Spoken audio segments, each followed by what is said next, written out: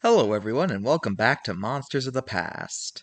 As always, I'm your host Mr.G. Let's just get into this episode because I honestly can't think of an introduction. We're talking about Dapedium. For the first time in this entire series, I for the life of me cannot figure out what Dapedium is supposed to mean. It was a member of the Dapedidae family, and it was a carnivore that lived from the Triassic to the Jurassic in England. Dapedium had various species, each one was a different size, with the biggest being about a foot long and the smallest one only being about a few inches long. As animals, they were thought to have eaten hard-shelled animals like crustaceans or clams. Unfortunately, I can't think of anything else to say about this guy, so let's just move on to some other prehistoric bony fish that I find notable.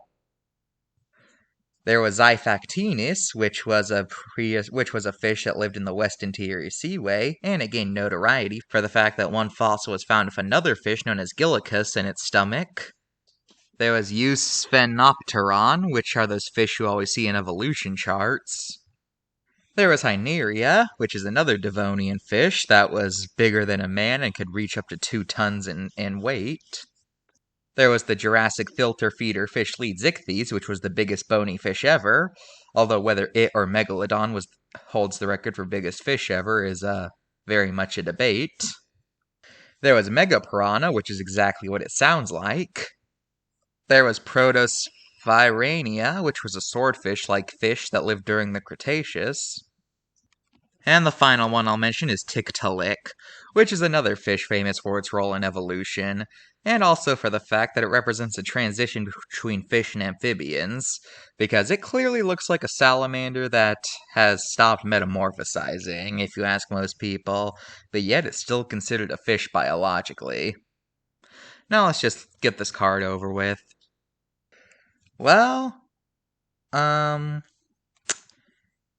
have no idea what to say here. The only error I can find is that it only lists one species, even though there are multiple species. So, yeah. I can't even think of any commentary here. I'm just baffled as to why they gave Dapedium a card and not things like... never mind. I'll save my list of animals that should have gotten cards for the finale. I'll just give this a 9 out of 10. Unfortunately, Dapedium has no appearances in pop culture to my knowledge.